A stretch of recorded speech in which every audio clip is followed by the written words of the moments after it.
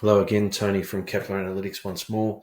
The next thing we want to talk about for the Black Friday week, that is the week commencing the 21st of November and the period after Father's Day. In fact, that whole period, and again comparing to 2019, is that sales conversion, the proportion of people that enter your store that are purchasing, well, that's skyrocketing. So we are at 40, 50, 60% above where we were 3 years ago.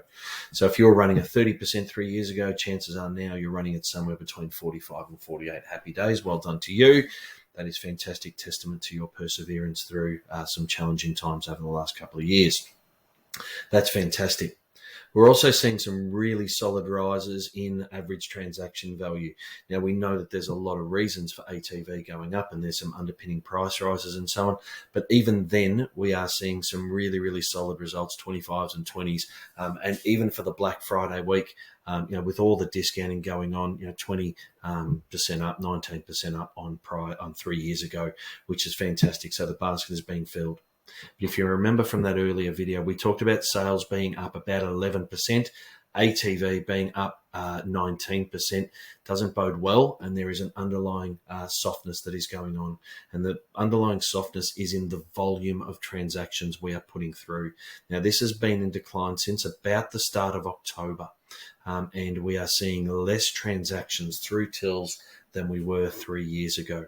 So there are discussions to be had around what is it that is causing our transactions to go down.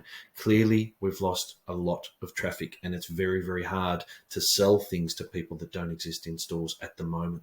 So if we're losing traffic, we then need a strategy to counteract that, because this can quite rapidly turn into stock scenarios and overstocks in the post-Christmas period.